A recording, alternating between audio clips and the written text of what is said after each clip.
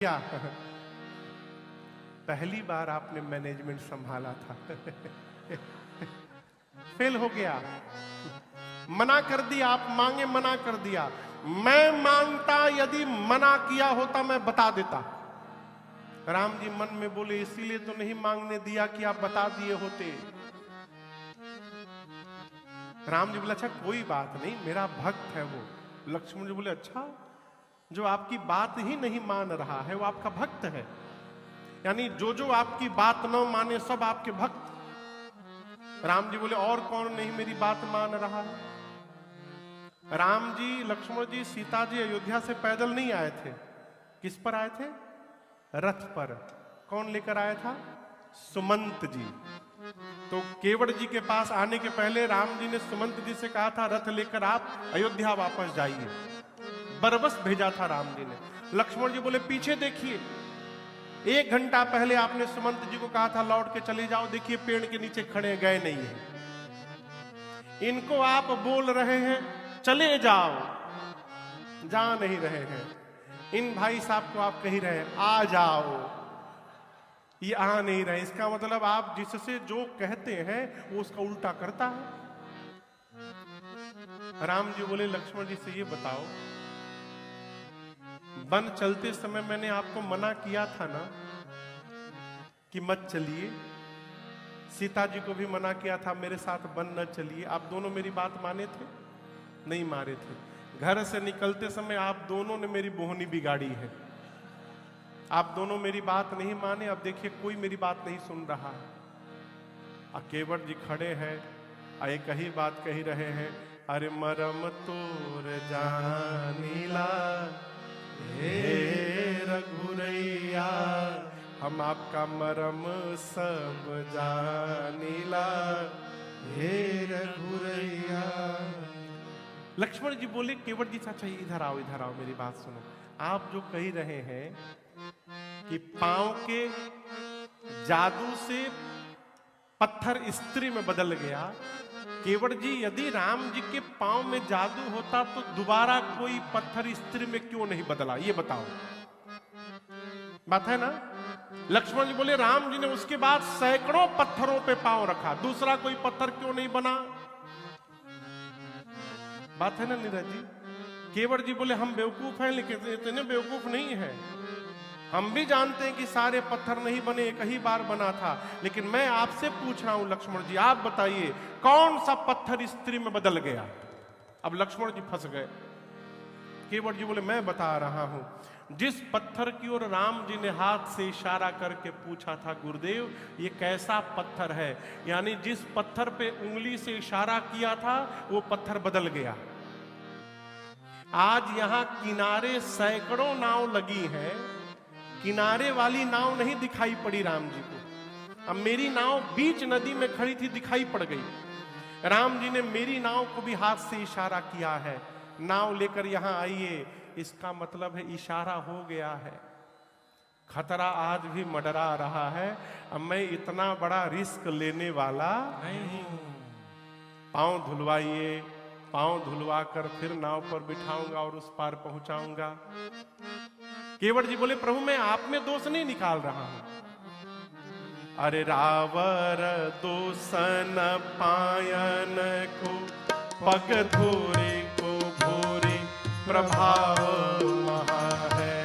रावर दोसन पायन को पग धोरे को भोरे प्रभाव महा है। पाहन ते बन पाहन काठ को कोमल है, जल खाई रहा है। पाहन ते बन पाहन काठ को कोमल है, जल खाई रहा है।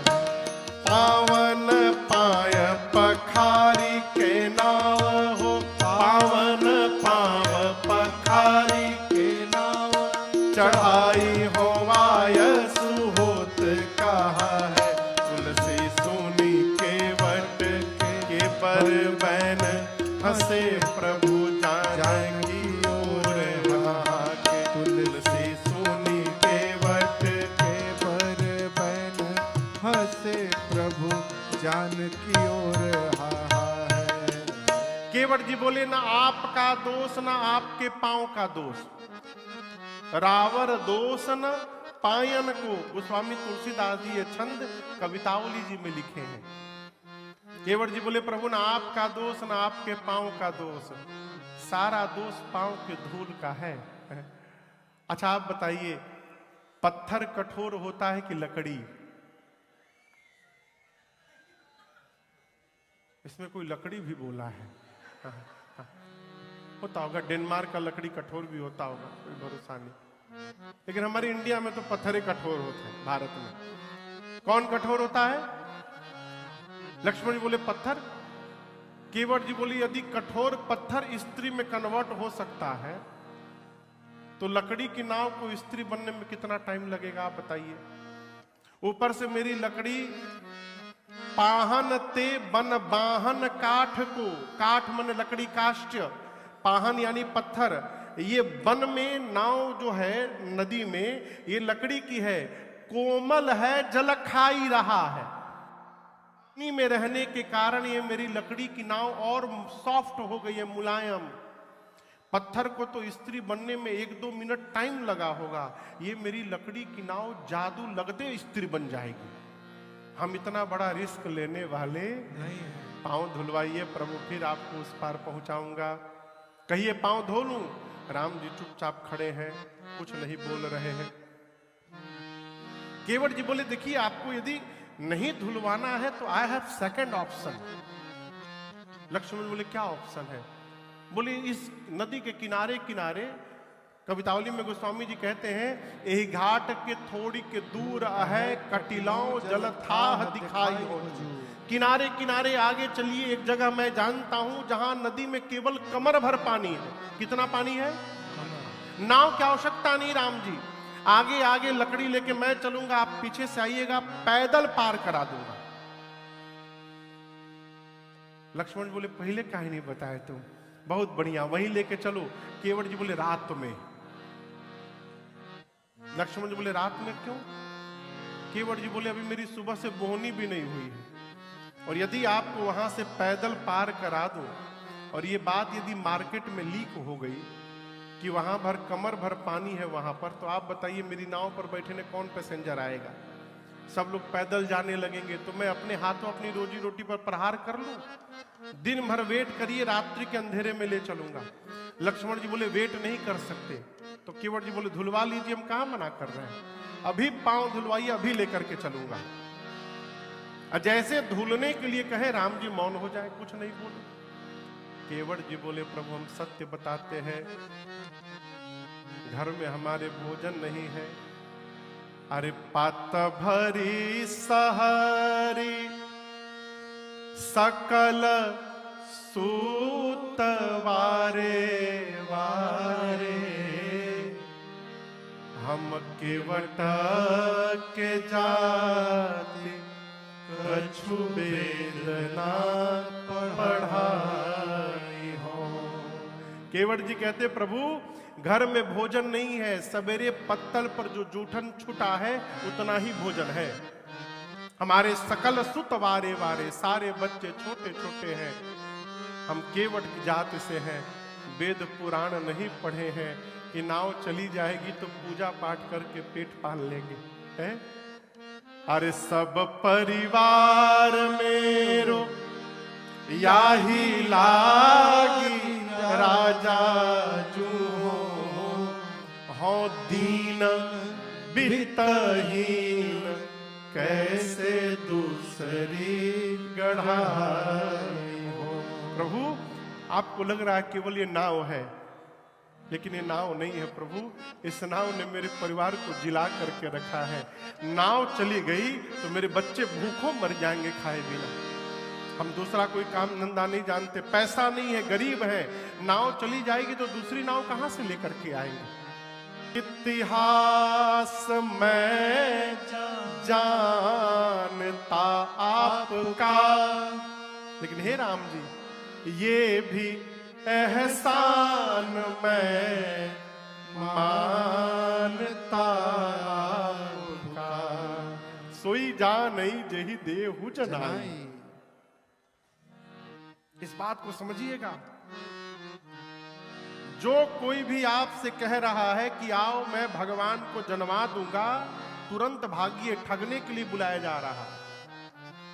बाबूजी, पूजा करके, किताब पढ़ के, माला जप के, हवन करके, उपवास करके किसी भी प्रकार से भगवान को जाना नहीं जा सकता। 250 ग्राम के दिमाग से ब्रह्म को जाना जाएगा है? किताब पढ़ के भगवान को नहीं जाना जा सकता। लक्ष्मण जी नहीं जान पाए। आगे वाल्मीकि जी मिलेंगे राम जी को। कौन मिले? वाल्मीकि ऋषि मिलेंगे राम जी से। राम जी कहते, राम जी, ब्रह्मा विष्णु महेश भी आपके मर्म को नहीं जानते, तेऊ न जाने मर्म तुम्हारा, लेकिन मैं जानता हूं। लक्ष्मण जी बोले, प्रभु उधर केवट जी बोल रहे थे कि मर्म जानता हूं, आज ये बाबा जी बोल रहे हैं मर्म जानता हूं। जो मिलता है कहता है मैं जानता हूं, मैं जन्म से आपके साथ लगा हूं, मैं कुछ नहीं जानता हूं। ये क्या चल रहा है? लक्ष्मण जी ने वाल्मीकि ऋषि से पूछा, आपने कैसे मर्म जान लिया? वो प्रोसेस क्या है? वाल्मीकि जी कहते हैं, किसी भी प्रोसेस से भगवान को नहीं जाना जा सकता। तो बोले, फिर आप कैसे जान गए? केवट कैसे जान गए? तब वाल्मीकि ऋषि कहते हैं, सोई जानई जेहि देहु जनाई, और जानत तुम ही होई जाई। श्री वाल्मीकि ऋषि कहते हैं, राम जी, आपको वही जान सकता है जिसको आप अपने बारे में जनवाना चाहेंगे। आप समझ रहे मेरी बात को? भगवान को कौन जानेगा? जिसको भगवान जनवाएंगे। अब भगवान किसको जनवाएंगे?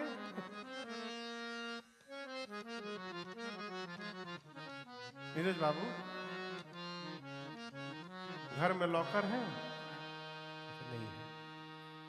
मान लीजिए है, मानने में कहा जा रहा, पिन कोड वाला। वो पिन कोड किसको किसको बताएंगे आप? हाँ? बैठिए, इसलिए बोल रहे हैं। मैं आप सबसे पूछ रहा हूं, हम जिस पर अपने जैसा विश्वास करते हैं, अथवा जो हमारे कहने में रहता है, हम जैसा सोचते हैं वैसा वो करता है, तो हम उसको अपना सब कुछ बता देते हैं। उसी प्रकार भगवान को कौन जान पाएगा? जो भगवान के कहने में रहेगा, भगवान की मर्यादा में रहेगा, तो एक ना एक दिन भगवान अपने बारे में उसको जनवा देंगे। अजानत तुम ही होई जाए। वही केवट जी कहते हैं, पूर्ण इतिहास मैं जानता आपका, ये भी एहसान मैं मानता आपका।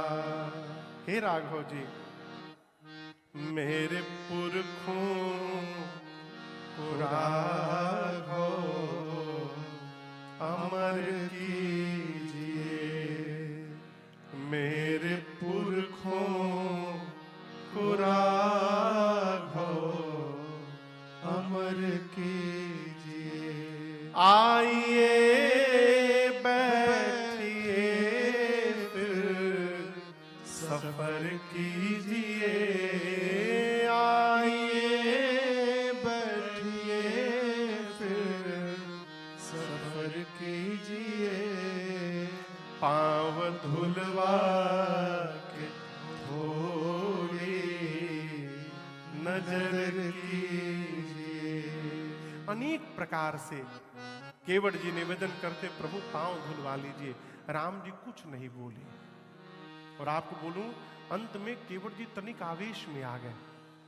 बोले, मैं तब से कह रहा हूं पांव धुलवाइए, पांव धुलवाइए, आपको समझ में बात नहीं आती। अब मैं कह रहा हूं, मैं आपका पांव नहीं धोऊंगा, बहुत हो गया। ऐसा तो पैसेंजर ही नहीं देखा गया आज तक। आपको क्या लग रहा है कि मैं पांव धोऊंगा तभी आनंद होगा, नहीं धोऊंगा तब भी आनंद होगा? लक्ष्मण जी बोले वो कैसे?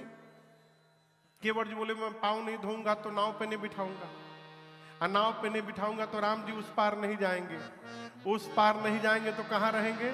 इस पार रह जाएंगे, और इस पार रह जाएंगे तो नित्य आपका दर्शन प्राप्त होता रहेगा। प्रभु इससे अधिक आनंद जीवन में और क्या होगा? मत धुलवाइए पांव।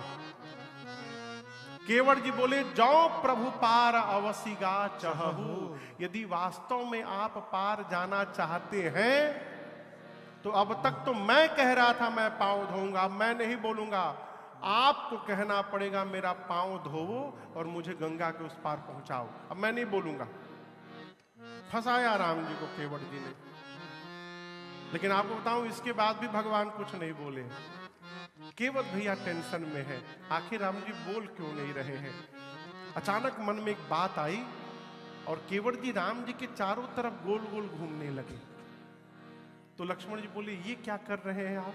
केवट जी बोले अब जाकर असली बात समझ में आई है। बोले क्या समझ गए? बोले राम जी जो कपड़ा पहने हैं ना, उस कपड़ा में कोई पॉकेट नहीं बना है। आपके भैया का यदि नाम मुख पर आ जाए तो उस जीव को सदगति मिल जाती है। आप सोचिए ना, आप मुझे बाण मारेंगे, मैं मरूंगा, अब मेरे मुख पे राम, बाद में मेरी आंखों के सामने साक्षात राम खड़े रहेंगे। ऐसी मृत्यु किसको मिलेगी जगत में? तुरंत मारिए बाण। और आपको एक बात बताऊं, हमने सुना है कि मरते समय मुंह में गंगा जल डालना चाहिए। मेरे बच्चे तो घर में है, पत्नी घर में है, आप टेंशन ना लीजिए, आप बाण मारिए, मैं उसकी व्यवस्था कर लिया हूं। लक्ष्मण जी बोले क्या किए हो? बोले जैसे आप बाण मारेंगे, गंगा जी का 2-4 बूंद छोड़िए, बगले में गंगा जी है, मैं बाण लगते सीधे गंगे जी में कूद जाऊंगा और तब तक पीऊंगा लक्ष्मण जी जब तक प्राण न निकल जाए। मैंने सुना है आपके भैया दयालु हैं, मेरे मरने के बाद मेरी अंतिम क्रिया तक तो राम जी रुकेंगे ही यहाँ पर। आप सोचिए ना, एक तरफ गंगा रहेंगे, दूसरी तरफ राम जी रहेंगे, और इन दोनों के बीच में इस केवट की अर्थी सजेगी। ऐसी मृत्यु जगत में किसी को न मिली है न आगे मिलेगी। मैं अभी मरने को तैयार हूं, लक्ष्मण जी मारिए बाण मुझे। लक्ष्मण जी राम जी से बोले भैया ये तो बड़ा ज्ञानी है, कितनी गूढ़ बात करता है, मारने लायक नहीं है। लक्ष्मण जी मुस्कुरा कर बाण पीछे रख लिए। केवट जी बोले प्रभु मरना स्वीकार है, परंतु जब तक पांव धोऊंगा नहीं तब तक नाव पर पांव रखने नहीं दूंगा। गोस्वामी जी कहते हैं सुनी केवट के बैन। कैसे बैन? बैन मने बोली। कैसे? प्रेम लपेटे अटपटे बिहसे करुणा ऐन चितई जानकी लखन तन। केवट जी की अटपटी बात सुनकर भगवान बिहस पड़े। कौन सी अटपटी बात? कौन सी अटपटी बात? देखिए, कोई भी आदमी कसम खाता है तो अपनी खाता है, नहीं तो अपने बाबूजी की कसम खाता है। हम जब छोटे थे ना भारत में, तो जब खेलते थे और कोई भी दोस्तों से झगड़ा हो जाए, हर बत्ती में मां कसम। आप लोग भी किए होंगे बचपन में, मां कसम। या तो हम अपनी कसम खाते हैं, नहीं तो अपने पिता की कसम खाते हैं। केवट जी राम जी के प्रेम में इतने उलझ गए थे, उनको याद ही नहीं रहा कि हम अपने बाबूजी का कसम खा रहे हैं कि राम जी के बाबूजी का कसम खा रहे हैं। ये अटपटी बात। भगवान सीता जी की ओर देखे, लक्ष्मण जी की ओर। राम जी कहना चाहते हैं सीता जी, जब जब मेरा पांव धुलाया है तब तब मुझे कुछ मिला है। आपके पिताजी ने मेरा पांव धोया तो आपको मुझे दे दिया, और आपके सामने केवट फ्री में मेरा पांव धोने वाला है और कुछ देने वाला नहीं है, देख लीजिए। भगवान के दाहिने पांव की सेवा लक्ष्मण जी करते थे। अब बाएं पांव की सेवा कौन करता था? हाँ, सीता मैया, हाँ डर के काहे बोल रहे हैं, खुलेआम बोलिए, कौन नंबर कट जाएगा यहाँ। सेवा, आपको बताऊं हनुमान जी महाराज देख रहे हैं ना, हनुमान जी भगवान के सेवक हैं। एक बार सीता जी, लक्ष्मण जी, भरत जी, शत्रुघ्न जी आपस में मीटिंग किए, बोले लक्ष्मण हनुमान को देखो, जब देखो भगवान के सामने बैठा रहता है, राम जी के सामने। कहा थोड़ा एकांत छोड़ो तो नहीं, सेवा करनी है। तो इन चारों लोगों ने मिलकर मीटिंग किया कि राम जी की जितनी सेवा है हम लोग आपस में बांट लेंगे, हनुमान जी के लिए छोड़ेंगे नहीं कुछ, फिर देखते कैसे बैठते हैं। तो चारों लोग जाकर बोले प्रभु हम लोग सेवा बांटना चाहते हैं। राम जी बोले बांट लो। तो हनुमान जी सोचे कि घर के लोग हैं, फैमिली मेंबर है ये लोग, इन लोग का पहला अधिकार है, ये लोग बांट ले, जो बचेगा वो हम करेंगे। तो सब लोगों ने बांट लिया, दाहिने पांव की सेवा हम, बाएं पांव की सेवा हम, सिर की सेवा हम, पीठ की सेवा हम, तौलिया हम लाएंगे, ये हम करेंगे। हनुमान जी के लिए कोई काम नहीं छोड़ा इन लोगों ने। हनुमान जी मन में सोचने लगे अब तुम्हारी तो छुट्टी हो गई, कुछ बचा ही नहीं करने को भी यहां पर। तब तक भगवान को जम्हाई आ गई। जम्हाई समझते हैं, उबासी। तो उबासी में क्या करते हैं, चुटकी बजाते हैं। जैसे भगवान जम्हाई लिए, हनुमान जी कूद के अब भगवान के मुंह पर चुटकी बजा दिए। बोले प्रभु हमको हमारी सेवा मिल गई। क्या सेवा मिल गई, अब प्रभु आज के बाद जब जब आप उबासी लेंगे, आपको चुटकी बजाने के लिए हाथ नहीं उठाना पड़ेगा, मैं आपके मुंह के सामने चुटकी बजाया करूंगा। तो अब तक तो हनुमान जी नीचे बैठे थे, अब हनुमान जी भगवान के मुंह पे चढ़े रहते हैं। यह है सेवा। राम जी कहते हैं लक्ष्मण दाहिने पांव की सेवा आप करते हो, बाएं पांव की सेवा सीता करती है, दोनों एक दूसरे को छूने नहीं देते हो, और आज आप दोनों के सामने मेरे दोनों पांव को ये केवट पखारने वाले हैं और आप दोनों कुछ नहीं कर पाओगे। ये है भगत का प्रेम है। केवट जी के प्रेम को देखकर भगवान मुस्कुराए और आज्ञा दे दिए, कृपा सिंधु बोले मुस्काए, कृपा सिंधु बोले मुस्काए, सोई करू जेहि तव नाव न जाए, सोई करू जेहि तव नाम न जाए, बेगियानु जल पाय पखारू, बेगियानु जल पाय पखारू, होत विलंब उतारहि पारू, होत विलंब उतारहि पारू, होत विलंब उतारहि पारू, होत विलंब उतारहि पारू। भगवान ने केवट जी से कहा, केवट जी आप वही करिए जिससे आपकी नाव बच जाए।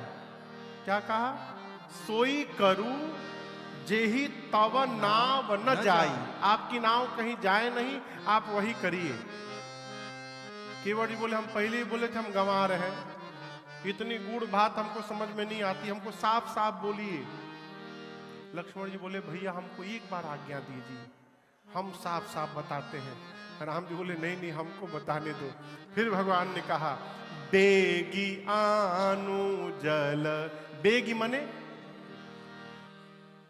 बेगी मने, बेगी मने तुरंत, शीघ्र, बेगी आनु जल पाय पखारू, होत विलंब उतारहि पारू। भगवान बोले केवट जी विलंब हो रहा है, तुरंत जल लाइए, पांव पखारिए, हमको गंगा के उस पार पहुंचाइए। भगवान ने बोल दिया ना, बोलिए क्या बोल दिया, क्या करने को, पांव धोने को नहीं, पांव पखारने को। क्या बोला? पखारने को। जैसे बोला केवट जी अब तक खड़े थे, अब केवट जी बैठ गए। केवट जी बैठ गए तो लक्ष्मण जी टेंशन में आ गए। राम जी से बोले भैया ये तो बैठ गए। बोले पूछो कहां बैठ गए? लक्ष्मण जी बोले भाई साहब धोने के लिए बोल दिए हैं ना, अब धोइए। केवट जी बोले धोने के लिए नहीं बोले हैं, धोने के लिए बोले होते राम जी तो मैं अब तक धो दिया होता। राम जी पखारने के लिए बोले हैं। लक्ष्मण जी बोले धोना पखारना अलग अलग है का? बोले एक ही रहता तो दो शब्द क्यों बनाया जाता? बोले हमको ही बताइए। केवट जी बोले पानी लेके रगड़ के ऐसे साफ कर देना माने धो देना। अब पखारने का मतलब कि बगल में पत्नी हो, सारे परिवार हो, पूरे परिवार के सामने पांव धोने का मतलब पखारना। पत्नी बच्चे तो घर में, अकेले कैसे पखारूं मैं? लक्ष्मण जी राम जी से बोले भैया इतना भारी शब्द का प्रयोग क्यों किया आपने? सीधा सीधा धोने के लिए बोले होते। राम जी बोले मैं किया नहीं, यही तब से कही रहे थे मोहि पद पदुम पखारन कहु। मुझे क्या मालूम इतना खतरनाक अर्थ लगा के बैठेंगे। अब मजे की बात दर्शन करिए, क्या गोस्वामी जी ने चित्रण किया है। केवट जी बैठे हैं कि राम जी बोले कि जाओ परिवार को बुला के लाओ, और लक्ष्मण जी अड़े हैं कि भेजना नहीं है। बोले नहीं बिल्कुल नहीं जाना, जो करना अकेले करो। अब राम जी के लिए समस्या क्या है? भाई साहब का भी मन बचाना है, अब भगत का भी मन बचाना है। लक्ष्मण जी बोले भैया भेजना नहीं है इनको। राम जी बोले बिल्कुल नहीं भेजूंगा। केवट जी प्रभु, गोस्वामी जी कवितावली जी में इशारा करते हैं, अरे प्रभु रुख पाई के बुलाई बालक घर नीहू। प्रभु रुख पाकर, राम जी का रुख पाकर, रुख मने रुख समझते हैं? रुख, रुख मने रास्ता नहीं। हाँ क्या बोल रहे हैं मुदगल जी? मूड, मूड का पैसा पता कैसे चलेगा? इशारा। रुख मने इशारा किससे दिया जाता है? आंख से। हाँ, जो दिया होगा उसको पता होगा। हाँ हाँ। इशारा कैसे देते हैं? आंख से। केवट जी को भगवान ने रुख से बताया। कैसे बताया? केवट जी के गोस्वामी जी कहते प्रभु रुख पाई के बुलाई बालक घर नहीं। लक्ष्मण जी से बोल रहे राम जी नहीं भेजना है, और केवट जी को राम जी ने इशारा किया।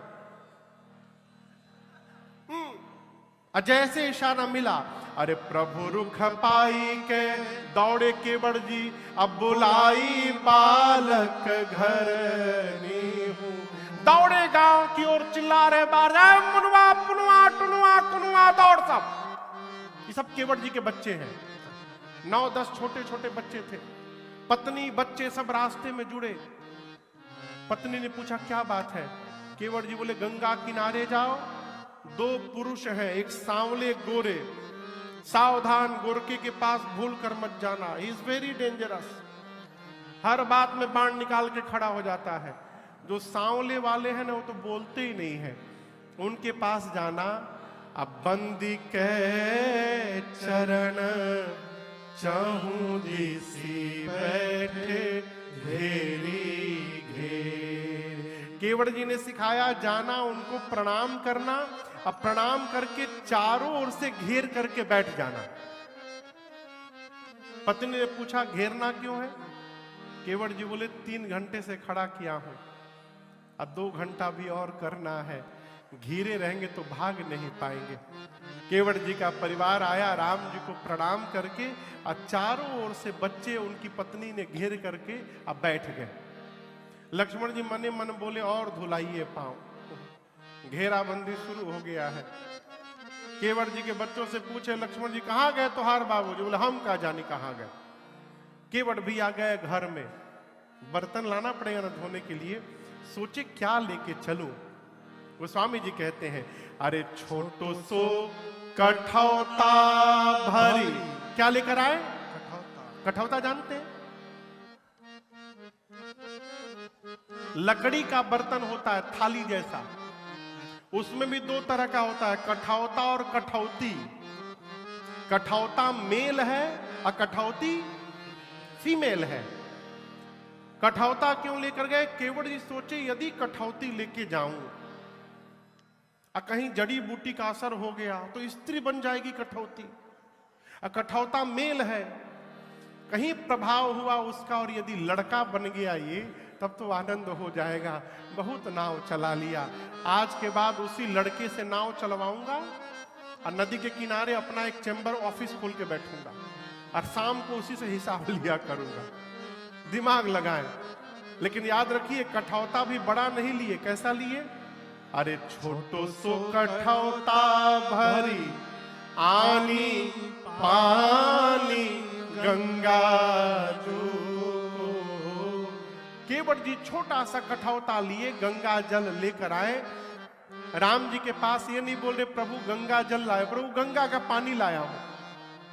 लक्ष्मण जी बोले देखिए प्रभु गंगा जल को गंगा पानी बोल रहा। केवट जी बोले लक्ष्मण जी आपके लिए गंगा जल होगा, हम लोग तो इसी गंगा में नहाते हैं, कपड़ा धोते हैं, बर्तन धोते हैं। हम लोग गंगा जल को गंगा पानी बना दिए हैं। लेकिन आज समय आया है उस गंगा पानी को फिर से इस चरण का स्पर्श कराकर गंगा जल बनाया जाए, इसलिए मैं गंगा पानी लेकर के आया। लक्ष्मण जी कठौता का साइज देखे ना, छोटा सा कठौता। बोले इतना छोटा क्यों लेकर आए हो? केवट जी बोले जिसके पास जैसा बर्तन रहेगा वही ना लेकर आएगा। छोटा आदमी का सब सामान छोटा होता है। इतना छोटा था ना कि उसमें राम जी का एक ही पांव आए। केवट जी भगवान से बोले प्रभु दाहिना पांव रखिए। भगवान रखे। ए जी धोई पाय पियत पुनीत बारी दाहिना पांव केवट जी धोए और पूरा जल लेकर पी गए। कहे प्रभु बायां बाकी है, फिर से पानी लेकर आता हूं। गए गंगा जल लाए, बायां पांव भगवान रखे, धोए और धोने के बाद अब केवट जी वो पांव बाहर नहीं निकाल रहे। राम जी बोले क्या हुआ? पांव निकालो मेरा बाहर। बोले प्रभु मेरे से एक भूल हो गई प्रभु। बोले क्या कर दिए? बोले प्रभु दाहिना पांव धोया था, आप फिर से नीचे रख दिए, उसमें फिर से धूल लग गया। तो राम जी बोले ऐसे तो जितनी बार धोगे उतनी बार लगेगा। बोले नहीं प्रभु इसीलिए तो बायां नहीं निकाला हूं। आप एक काम करिए, बाएं पांव को आप मेरे गमछे के ऊपर रख दीजिए और दाहिना पांव प्रभु एक बार फिर धोना पड़ेगा हमको। लक्ष्मण जी बोले प्रभु अब बर्दाश्त नहीं हो रहा भैया, ये तो डबल अप करने लगा। राम जी बोले कोई बात नहीं, जाओ जल्दी ले आओ। तीसरी बार जल लाए, दाहिना पांव दोबारा धोए और याद रखिएगा तीनों बार का जल केवट जी अपने पी गए पूरा। अब भगवान कहां खड़े हैं? केवट जी के गमछे पर। लक्ष्मण जी बोले हो गया ना तुम्हारे मन का, अब ले चलो उस पार। बोले कहां ले चलो? हमारी बच्चे हमारा मुंह देखने आए हैं। जो हमारे छोटे छोटे बच्चे हैं, राम जी आप नहीं देख रहे थे। मैं जब आखिरी बार पी रहा था ना, ये जो मेरा छोटका बैठा है इधर, बेचारा ऐसे मुंह खोल के बैठा था। प्रभु एक बार यदि आप धुला लेंगे प्रभु, आखिरी बार धुला लेंगे, बच्चों को थोड़ा प्रसाद बट जाएगा। लक्ष्मण जी तो तिलमिला रहे हैं। राम जी ने अनुमति दी, केवट भैया दौड़ कर गए, जल लाए, पांव पखारे और आप सोचिए क्या दृश्य होगा वो। अनिल भी आप विश्वास नहीं होगा आपको, केवट जी से पहले चरणामृत पीने का नियम नहीं था। लोग पांव धुलवा करके उस जल को घर में छिड़क करके घर को शुद्ध करते थे। चरणामृत पान करने की प्रथा जन्म देने वाले हमारे केवट भैया हैं, इनसे ही इस प्रथा ने जन्म लिया। छोटे छोटे बच्चों का मुख खोल करके केवट जी चरणामृत डाल रहे, राम जी को देख रहे हैं और पूरे परिवार का उद्धार किया। केवट जी ने सबको चरणामृत पिलाया। अंत में थोड़ा सा बच गया था जल। केवट जी अपने पीने गए तो लक्ष्मण जी हाथ पकड़ ले, बोले 2 मिनट रुको। बोले याद करो तुम्हारे घर का कोई छूट तो नहीं गया। बोले पूरा परिवार तो यहीं बैठा। बोले नहीं, याद कर लो, नहीं फिर तुम धोओगे। बोले कोई नहीं छूटा है तो अब तुम पी जाओ। केवट जी पान कर गए। लक्ष्मण जी बोले अब लेकर के चलो। केवट जी बोले प्रभु गांव वाले आप तो चले जाएंगे उस पार, हमको प्रभु इसी गांव में रहना है, गांव वाले हमको छोड़ेंगे नहीं। गोस्वामी जी इसका संकेत किए हैं, पियत पुनीत बारी फेरी फेरी। फेरी फेरी माने बदल बदल कर दोनों पांव को केवट जी कई बार धोवे। तो इसी प्रकार धो रहे हैं। प्रभु आखिरी बार, गांव वालों के बाद कौन बचा? कोई नहीं बचा। लक्ष्मण जी बोले भैया बर्दाश्त नहीं हो रहा। राम जी बोले लास्ट चांस दे रहा हूं, इसके बाद नहीं बोलना। केवट जी दौड़ कर गए, जल लाए, धोए। पूरे गांव को चरणामृत बांटने में 2 घंटा समय लगा। लक्ष्मण जी एकदम आग बबूला होकर बैठे खड़े हैं। केवट जी झूमते हुए आए। लक्ष्मण जी ने कहा अब एक शब्द नहीं बोलोगे तुम, चुपचाप नाव पर बिठाओ, उस पार ले चलो। केवट जी बोले अब बोलूंगा तो मार डालेंगे। केवट जी राम जी के पास गए और जाकर बोले प्रभु नमस्ते।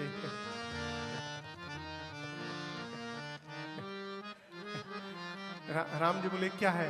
प्रभु एक बार और एक बार प्रभु धोऊंगा। राम जी बोले अब क्यों धोगे? लेकिन कुछ भी बनाने के पहले भगवान का भक्त अवश्य बनाइए। क्यों? सब बन गया, भक्त नहीं बन पाया तो सब व्यर्थ हो गया। देवता हमारे केवट भैया के ऊपर जल की वर्षा करते हैं, पुष्प की वर्षा करते, कहते आज धरती पर केवट जी से अधिक भाग्यशाली पुण्यशाली दूसरा कोई नहीं हो सकता है। आपको बताऊं, केवट जी जब कठौते में गंगा जल लेके राम जी के चरण के पास गए, गंगा जी कहां से निकली पता है? गोमुख से। और कोई बतावे? शंखवन की जटा से। और कोई बतावे? भगवान बामन जब अवतार लिए, अनिल भैया, कौन सा अवतार? 24 अवतार में एक अवतार है बामन अवतार, छोटा रूप। तो बलि के पास गए। किसके पास? राजा बलि के पास। दैत्य था वो, लेकिन बहुत पुण्यशाली था। इतना पुण्य, यज्ञ कर रहा था, यज्ञ पूरा हो जाता तो वो इंद्रलोक चला जाता।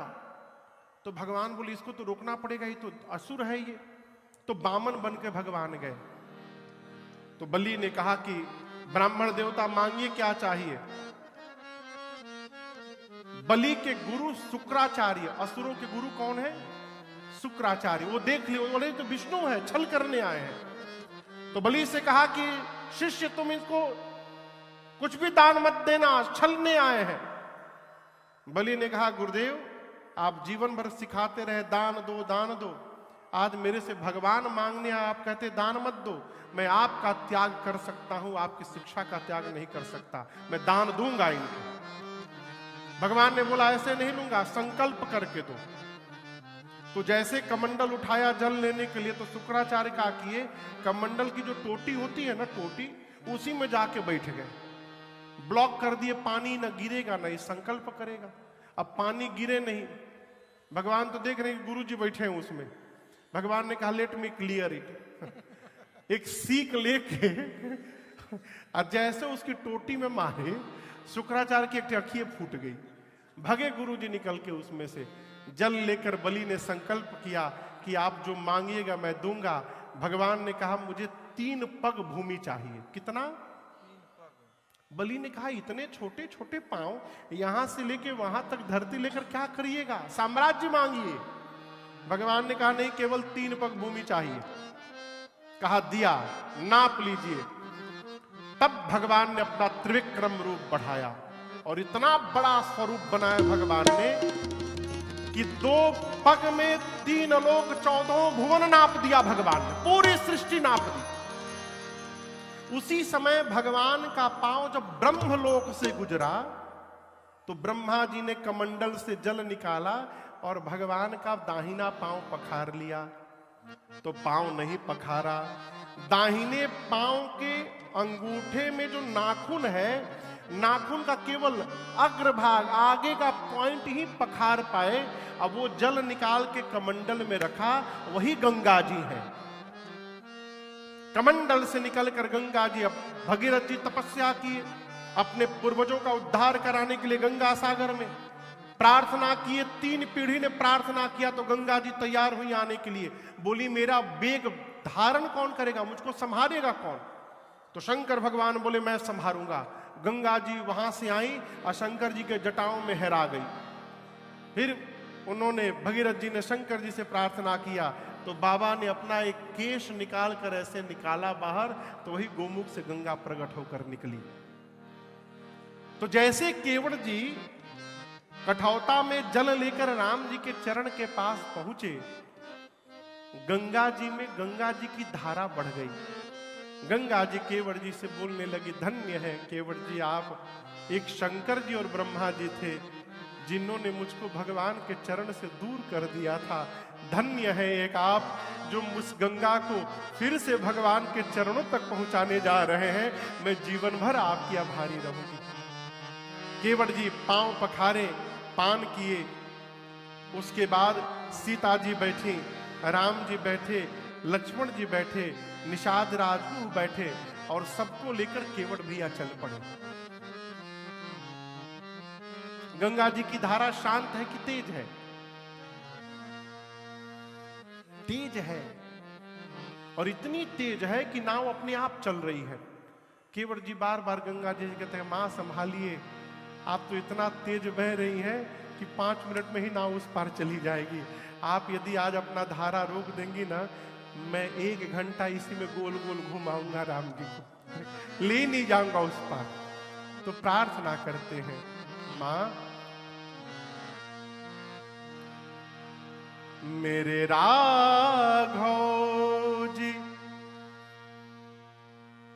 उतरेंगे पार, हे गंगा मैया धीरे बहो।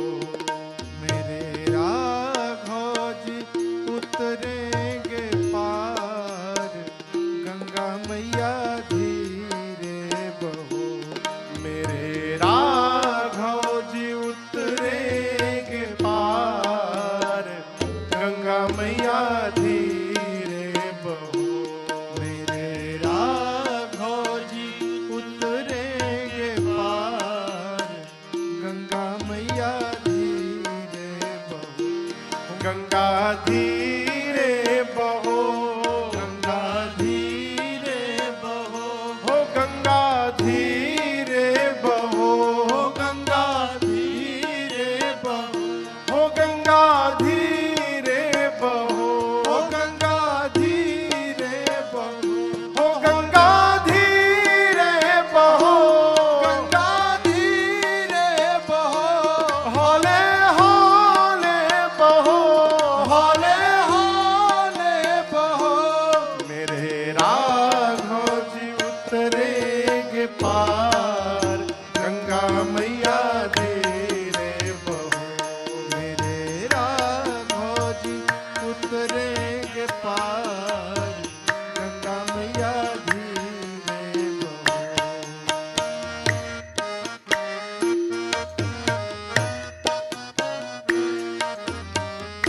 गहरी नदिया नाव पुरानी, गहरी नदिया नाव पुरानी, चल पुरवैया न गति ठहरानी। चल पुरवैया न गति ठहरानी। मेरे प्रियतम, हाँ मेरे प्रियतम बड़े सुकुमार, गंगा मैया धीरे बहो। मेरे प्रियतम बड़े सुकुमार, गंगा मैया धीरे बहो। तो गंगा धीरे बहो, गंगा धीरे बहो, हो गंगा धीरे बहो, हो गंगा धीरे बहो, हो गंगा धीरे बहो, हो गंगा धीरे बहो, हो गंगा धीरे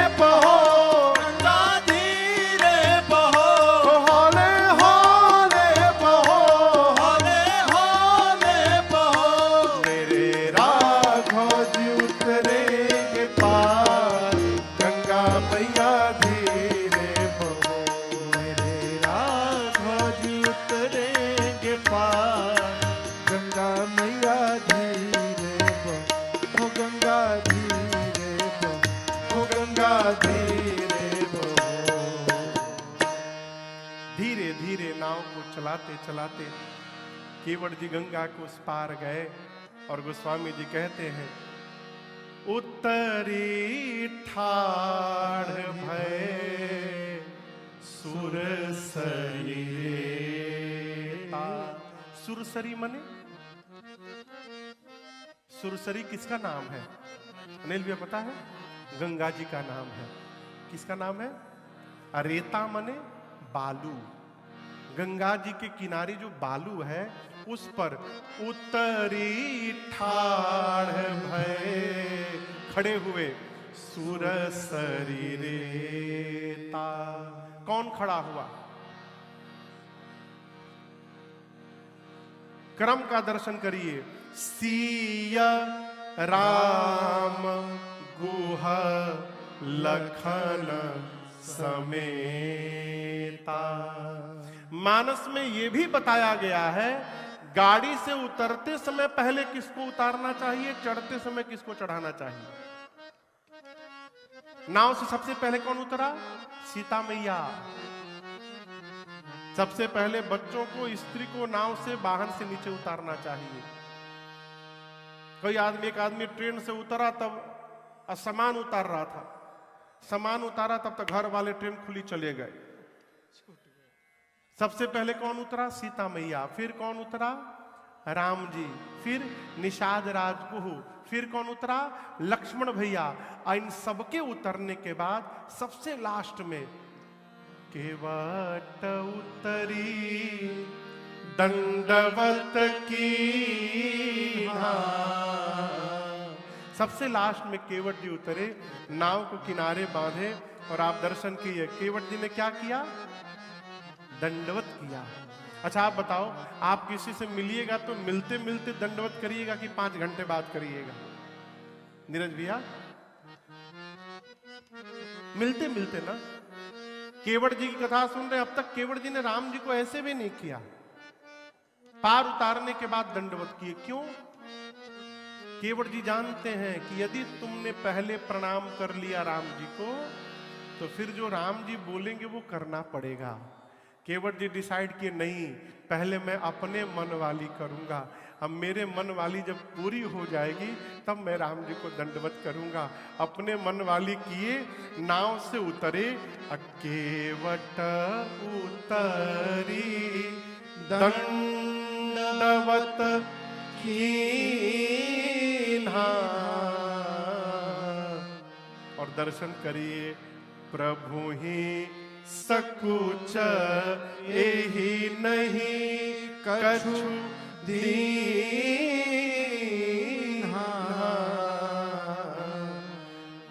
आज केवट जी ने भगवान को दंडवत किया और दर्शन करिए, राम जी ने केवट जी को उठाया नहीं।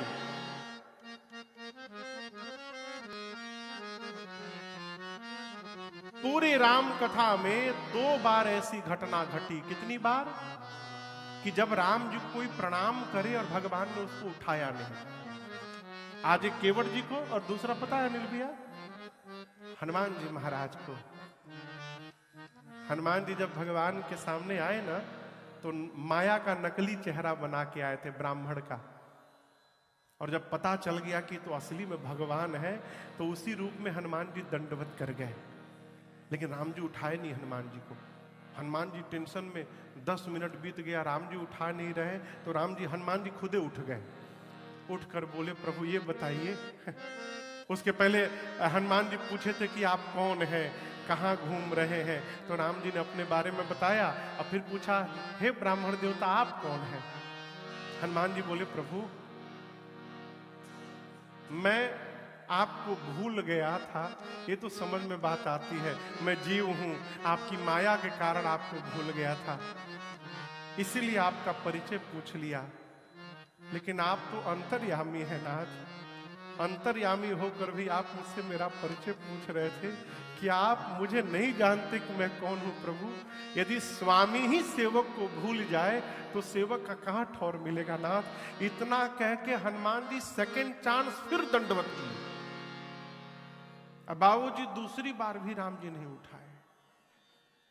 हनुमान जी टेंशन में, भगवान का स्वभाव नहीं है, प्रभु उठा क्यों नहीं रहे हैं?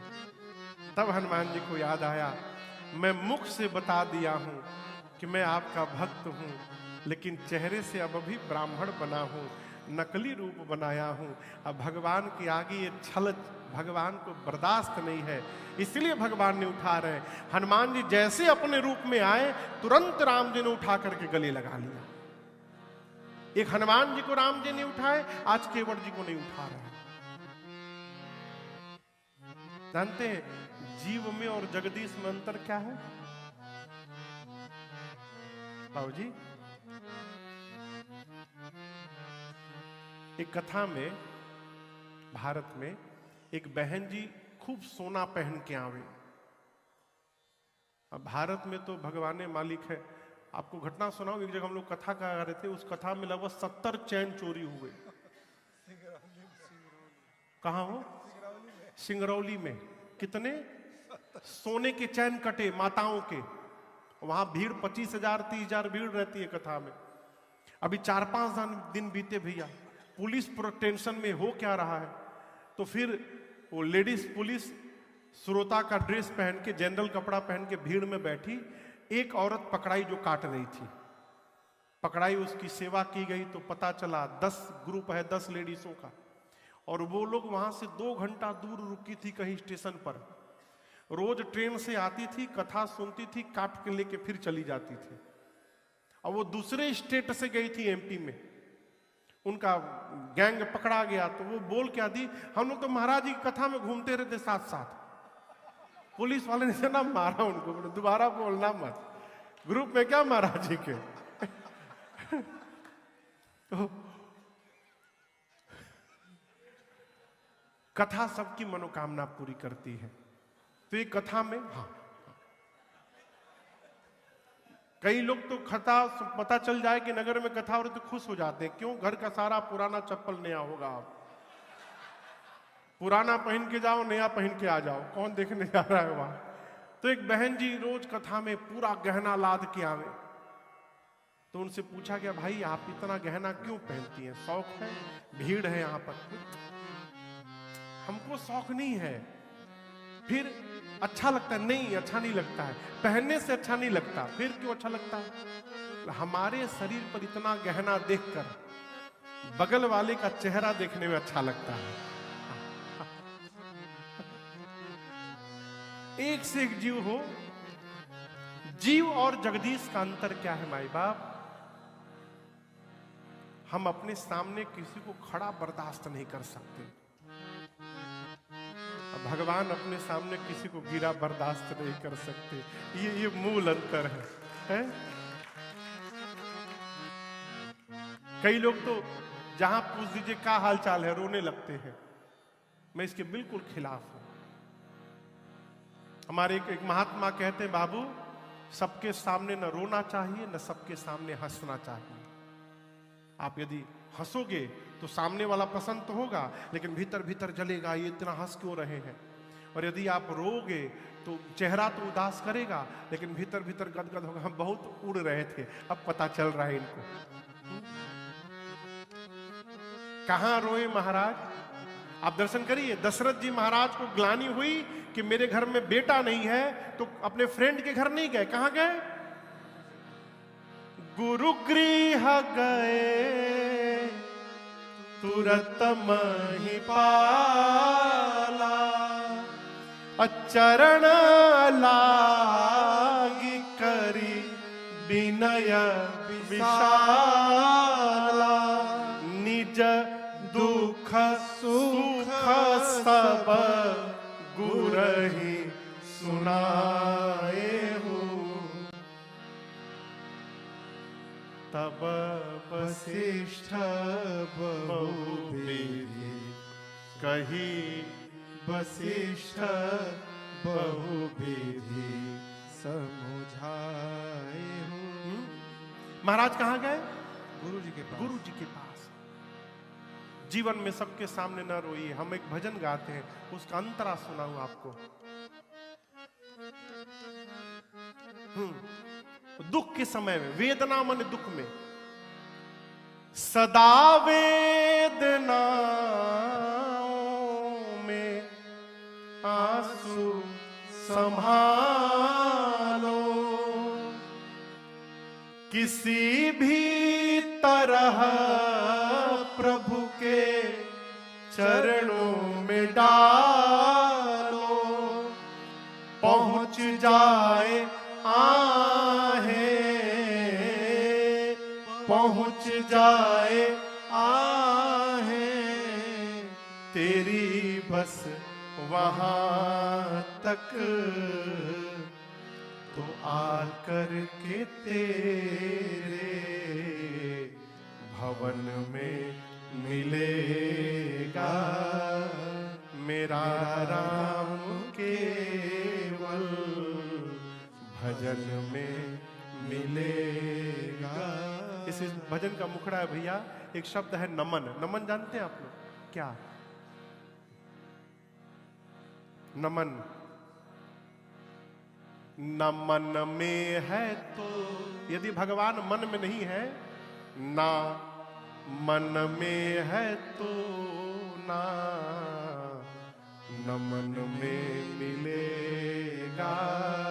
यदि मन में नहीं है तो दिन भर नमन करते कुछ नहीं होगा।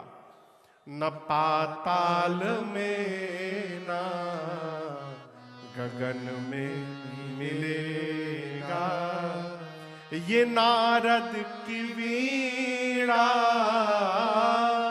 ये नारद की वीणा है कहती युगों से मेरा राम केवल भजन में मिलेगा, मेरा राम केवल भजन में मिलेगा। केवट जी भगवान के चरणों में जाकर प्रणिपात हो गए, लौट गए। राम जी ने नहीं उठाया। क्यों नहीं उठाया? अब इसका दर्शन करिए। राम जी कहते हैं ये पुत्र है, इसने कह दिया मुझे कुछ नहीं चाहिए। इसके घर में रात में भोजन नहीं है, खाली हाथ जाएगा तो इसके बच्चे खाएंगे क्या है? अब मेरे पास आज केवट जी को देने के लिए कुछ है नहीं, उठाऊंगा तो मैं दूंगा क्या इनको? मारे संकोच के राम जी नहीं उठा रहे हैं। उठाऊंगा तो देना पड़ेगा, मेरे पास कुछ है ही नहीं, मैं दूंगा क्या? प्रभु के इस संकोच को मेरी मां जान गई, सीता मैया। गोस्वामी जी कहते हैं पिया हिय की सिया जान निहारी। मैया तुरंत अपने हाथ की उंगली से मणि मुदरी मन मुदित उतारी। मां ने हाथ की उंगली से सोने की मुद्रिका को निकाला, कहा प्रभु संकोच छोड़िए नाथ, केवट जी को आप ये अंगूठी दे दीजिए प्रभु। राम जी बोले सीता जी आप अपने हाथ से निकालने। मां ने कहा नाथ ये मेरा हाथ नहीं है प्रभु। विवाह के दिन जिस समय पिताजी ने इस हाथ को आपके हाथ में रखा था, ये उसी दिन से आपका हाथ बन गया था। ये मेरा हाथ तो है नहीं, ये आपकी हाथ है प्रभु। और आपकी मर्यादा के आगे इस सोने की मुद्रिका का कोई मोल नहीं है मेरे लिए। जहां आप पर बात आ जाए प्रभु, सर्वस्व न्यौछावर है। आप छोड़िए, केवट जी को मुद्रिका दे दीजिए। किसने कहा? सीता मैया ने। और याद रखिएगा वो अंगूठी मां के ही हाथ में थी, राम जी छुए नहीं उसको। मां के हाथ में मुद्रिका है। राम जी ने केवट जी से कहा, केवट जी कहे लेटे हैं, काहे वो कृपाल ले ही उतराई। राम जी बोले केवट जी आपकी मां उतराई दे रही, स्वीकार करिए। केवट जी सर ऊपर किए, देखे मां ने अपने उंगली में से अंगूठी निकाल लिया। केवट जी केवट चरण गहे अकुलाई। अब तक भगवान के चरणों में लेटे थे, जब देखा कि मां ने उंगली में से अंगूठी निकाल लिया, केवट जी व्याकुल होकर भगवान के चरणों से लिपट गए। कहे नाथ, घर वालों ने तो पहले ही सब निकलवा लिया है, आभूषण के नाम पर केवल अंगूठी बची है मां के शरीर पर, और मैं इतना बड़ा अभागा हूं कि मेरे लिए मां को यह भी निकालना पड़ गया। प्रभु, आप मुझे उतराई देना चाहते हैं, मुझे क्या नहीं मिला? नाथ, आज मैं काह न पावा, मिटे दोष दुख दारिद्र दावा। केवट जी कहते, प्रभु मुझे क्या नहीं मिल गया आज? राम जी बोले, मैंने कुछ नहीं दिया। बोले, प्रभु यही तो बात है। देखिए, जीवन के दुख का सबसे बड़ा कारण है जो मिला है वो दिखाई नहीं देता, और जो नहीं मिल सकता उसकी कल्पना बनी रहती है। ये हमारे दुख का कारण है। हमारे महाराज जी कहते हैं, बाबू जीवन में प्रसन्न रहना चाहते हो तो इसकी सूची न बनाना कि क्या क्या नहीं मिला है, इसकी सूची बनाना बेटा कि भगवान ने हमको क्या क्या दिया है। जीवन में हमेशा प्रसन्न रहो। अभाव में भी आनंद में रहा जा सकता है यदि स्वभाव में आनंद पूर्वक रहना आ गया तो। केवट जी बोले, प्रभु क्या नहीं मिला? राम जी बोले, क्या मिला? केवट जी कहते हैं, मिटे दोष दुख दारिद्र दावा। बोले, प्रभु मेरे 4 वस्तु समाप्त हो गए। कितने वस्तु? 4 वस्तु। दोष, दुख, दरिद्रता और दावा। दावा यानी ताप, जलन। राम जी बोले, कैसे समाप्त हो गए? केवट जी बोले, प्रभु दोष का संबंध आंख में होता है। किसमें होता है? आंख में। आंख से दोष लगता है। केवट जी बोले, प्रभु जगत के रंग मैं क्या देखूं, अब तेरा दीदार काफी है। जगत के रंग क्या देखूं, तेरा दीदार काफी है। जगत के रंग क्या देखूं, तेरा दीदार काफी है। जगत के रंग क्या देखूं, तेरा दीदार काफी है। तेरा दीदार काफी है। करूं मैं प्यार किस किस से, करूं मैं प्यार किस किस से। तेरा एक प्यार काफी है। करूं मैं प्यार किस किस से, तेरा एक प्यार काफी है। जगत के रंग क्या देखूं, तेरा दीदार काफी। केवट जी कहते, प्रभु जिस आंख ने आपका दर्शन कर लिया, प्रभु जिस आंख में आप समा गए, उस नेत्र का दोष समाप्त हो गया, मिटे दोष। दुख का संबंध जानते किससे है? दुख क्यों होता मालूम है? जब हम परिस्थिति को स्वीकार नहीं कर पाते। और आपको बताऊं, हंसना रोना भी स्वभावतः होता है। जिसका रोने का आदत हो गया है वो बैकुंठ में भी रोता हुआ दिखाई पड़ेगा। और जिसका नाचने का स्वभाव हो गया है वो जंगल में भी रहेगा तो नाचता हुआ दिखाई पड़ेगा, उस पर कोई प्रभाव नहीं पड़ेगा अभाव का। परिस्थिति को स्वीकार कर लीजिए, आप सुखी हो जाएंगे।